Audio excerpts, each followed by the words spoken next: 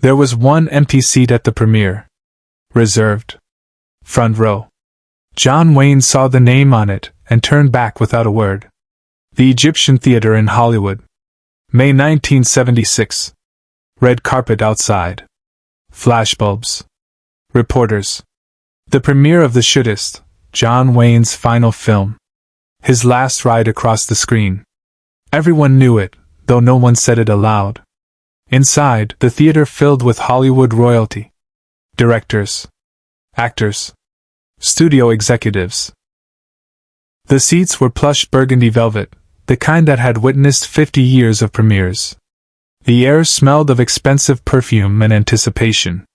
John Wayne arrived late. Intentionally. He didn't like the fuss.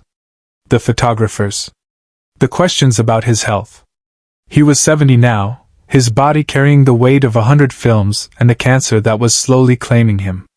He entered through the side door, away from the cameras. Wore his best dark suit. White shirt. Simple tie. His walk was slower than it used to be, the legendary John Wayne's stride reduced to something more careful, more deliberate. But his shoulders were still broad. His presence still filled the room. The house lights were dimming. The premiere was about to start. Wayne moved down the aisle toward his reserved seat in the front row. People turned to look. Some started to applaud. He nodded, not smiling, just acknowledging. And then he saw it. Front row. Third seat from the left. Empty. A small brass placard on the armrest with a name engraved, Ward Bond. John Wayne stopped walking. His hand, which had been moving naturally at his side, froze mid-swing. His jaw tightened. His eyes fixed on that empty chair like it had reached out and grabbed him by the throat. The applause around him faded into confusion. People stopped clapping. Whispers started. Wayne didn't move. Didn't sit. Just stood in the aisle, staring at that burgundy velvet seat. Then, without explanation, without looking at anyone, John Wayne turned around and walked back up the aisle. Away from his seat. Away from the premiere. Away from his final film. The theater fell silent. 300 people watching a legend walk away, and no one understood why. Wayne didn't raise his voice. He didn't have to. To understand what happened in that theater, you need to understand what happened 21 years earlier. 1960, the set of a television western. John Wayne wasn't supposed to be there. He was a movie star, and television was still considered beneath film actors. But Ward Bond had asked him to come. Ward Bond, who had been Wayne's best friend for 33 years. They'd met in 1927 on the USC football field. Two young men with big dreams and no money. Ward was loud, brash, always laughing. Wayne was quieter, more measured, but they fit together like two pieces of a puzzle that didn't match on the surface but created something whole. They'd made 47 films together. Ward played the tough sergeant, the loyal friend, the moral compass in Wayne's westerns. Off-screen, he was the brother Wayne never had. They hunted together. Drank together. Raised their families side by side. In 1959, Ward got his own television show, Wagon Train. A major production. Ward was finally the star, not the supporting player. He was in his 50s and finally getting the recognition he deserved. Wayne visited the set constantly. Gave notes. Joked with the crew. Watched his best friend thrive. On November 5, 1960, Ward was filming a scene in a hotel room, routine television work, nothing dangerous. Between takes, he complained about heartburn. The director offered to break for lunch. Ward waved him off. "I'm fine. Let's finish this." They finished the scene. Ward said cut, and walked to his dressing room. Closed the door. 15 minutes later, someone knocked. No answer. They opened the door and found Ward Bond collapsed on the floor. Massive heart attack. Dead at 57. John Wayne got the phone call while on location in Mexico. He stood there holding the phone, listening to the words, and then very carefully hung up. He didn't cry. Didn't shout. He walked to his trailer, closed the door, and didn't come out for 2 days. At the funeral, Wayne stood at the back. Didn't sit with the family. Didn't give a eulogy. Just stood there in his black suit, hands clasped in front of him, watching them lower his best friend into the ground. After everyone left, Wayne stayed. Alone in the cemetery. Staring at the fresh dirt. He reached into his pocket and pulled out something small, a silver dollar Ward had given him in 1928 as a good luck charm before Wayne's first speaking role in a film. Wayne had carried it for 32 years. Through every film. Every premiere. Every moment of his career. He placed it on the grave and walked away. For the next 16 years, John Wayne never spoke Ward Bond's name in public. Never told stories about him in interviews. Never acknowledged the loss except in one small, private way. At every premiere, at every awards ceremony, he had the studio reserve an empty seat. Front row. Ward's seat. With a placard bearing his name. Most people didn't notice. Those who did assumed it was for a late arriving guest who never showed up. Wayne never explained. Never pointed it out.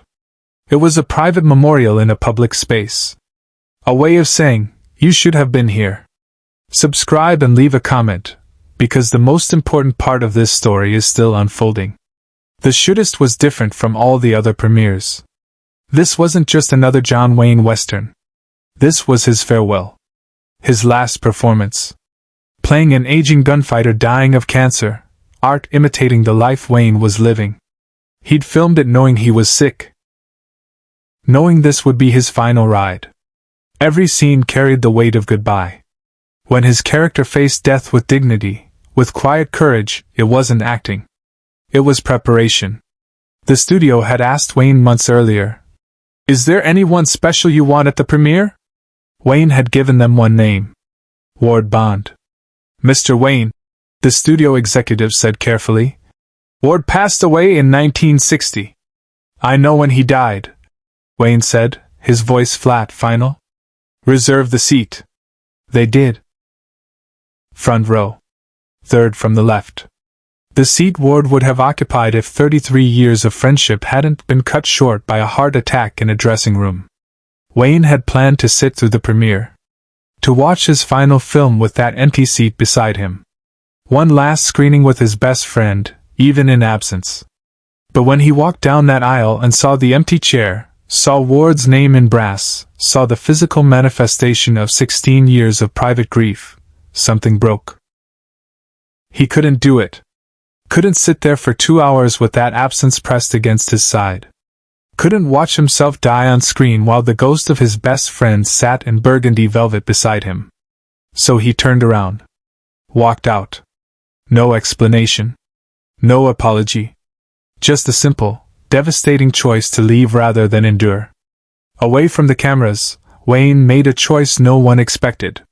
He didn't go home. Didn't return to his hotel.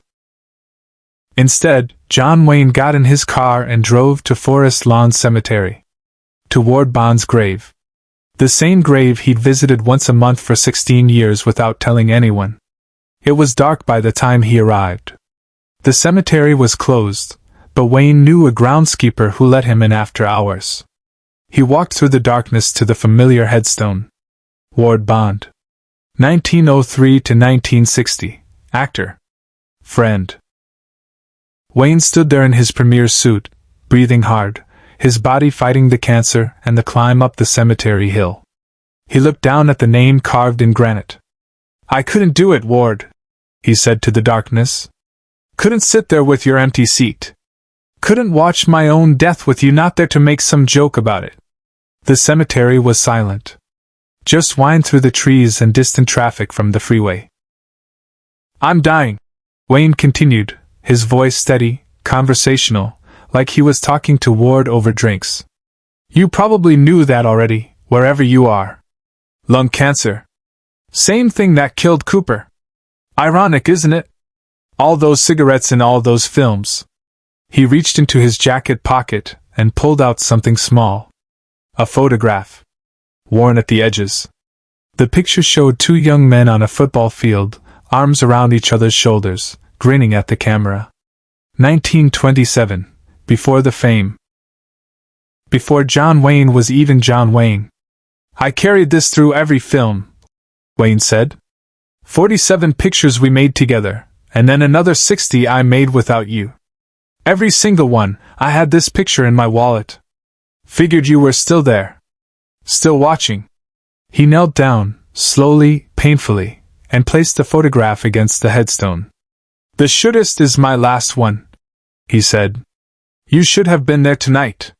Should have been in that seat making fun of how old I look. Telling me I'm hamming it up. Buying drinks at the after-party." Wayne stayed kneeling for a long moment. Then, with effort, he stood. "I'm keeping your seat empty at the premiere tomorrow," he said. "Studio's doing a second screening for press. Your seat will be there. Front row. I won't be, but you will be. That's how it should have been all along." He touched the headstone once, brief, gentle, and walked back down the hill to his car. But what followed would stay with everyone who witnessed it, forever. The next night, the studio held the press screening of The Shootist. John Wayne did not attend. But his publicist arrived early and placed something on the reserved seat. Ward Bond's seat. A cowboy hat. The same style Ward had worn in a dozen westerns. Resting on the burgundy velvet like someone had just set it down, and would be back any moment. The journalists and critics filed in. Some noticed the hat. Most didn't. The film started. On screen, John Wayne faced death with the quiet dignity that defined his career. No speeches. No melodrama. Just an aging man accepting what comes with grace. When the final credits rolled, everyone stood to leave. But one reporter, a young woman from the LA Times, stopped at the empty seat. She looked at the hat. At the brass placard with Ward Bond's name. At the deliberate care someone had taken to place this memorial in a room full of people who wouldn't understand it. She wrote about it. Not a gossip piece. A thoughtful article about grief and friendship and the ways we carry our dead with us. About how even legends need someone to mourn. About empty seats and cowboy hats and love that survives death. The article ran 2 days later. By the time it did, John Wayne was back in the hospital. The cancer was winning. But his nurse reported that when she read him the article. The piece about Ward's seat, about the hat, about the quiet memorial no one was supposed to notice, Wayne smiled. Actually smiled. "She got it," he said quietly. "Someone finally got it." 3 years later, when John Wayne died, his family held a private memorial. No media. No cameras. Just close friends and family. There was one empty seat in the front row. A brass placard read, "Ward Bond." And on the seat sat 2 things. A cowboy hat and a photograph of 2 young men on a football field, arms around each other's shoulders, grinning at a future they couldn't imagine. Share and subscribe. Some stories deserve to be remembered. The photograph and hat are now in the John Wayne Museum. They sit in a display case together. The placard explains, these items were placed on Ward Bond's reserved seat at John Wayne's memorial service. Bond died in 1960. Wayne reserved a seat for him at every premiere for 16 years. At Wayne's own memorial, the family continued the tradition. Visitors often stand at that display for a long time. Longer than they spend looking at movie posters or props or even Wayne's Oscar. Because they understand something the empty seat taught: true friendship doesn't end. It just changes locations. Wayne never spoke publicly about Ward Bond. But he didn't have to. The empty seat spoke for him. The silence said enough. Years after Wayne's death, director Ron Howard interviewed several actors who had worked with both men. One story emerged that had never been told publicly. In 1975, while filming The Shootist, Wayne had a scene where his character writes final letters to people who mattered. Between takes, Wayne pulled out actual stationery and wrote a real letter. The crew assumed it was personal business. It was addressed to Ward Bond. For pages. Wayne wrote about every film they missed making together. About grandchildren Ward never met. About how Hollywood had changed. About how dying wasn't as frightening as doing it without your best friend nearby. He sealed the envelope, wrote, "For Ward" on the front, and asked his assistant to place it in his coffin when the time came. The assistant kept the promise. When John Wayne was buried in 1979, that letter went with him, 4 pages of words meant for a man who'd been gone 19 years. The studio executive who had arranged all those empty seats later said, Wayne never explained why. He'd just call before each premiere and say the usual arrangement. We knew what he meant. Front row, 3rd seat, Ward's name. For 16 years we held that seat. Some thought it was morbid. I thought it was the most faithful thing I'd ever seen. In the cemetery where both men are buried, miles apart, but both in Southern California soil. Visitors sometimes leave silver dollars on Ward Bond's grave. They don't know the full story. But they've heard enough to understand that John Wayne's greatest role wasn't on any screen. It was being a friend who refused to forget. The empty seat wasn't about grief. It was about presence. About saying, you shaped who I became, and I won't pretend you didn't exist just because you're gone. That's the silence that says enough.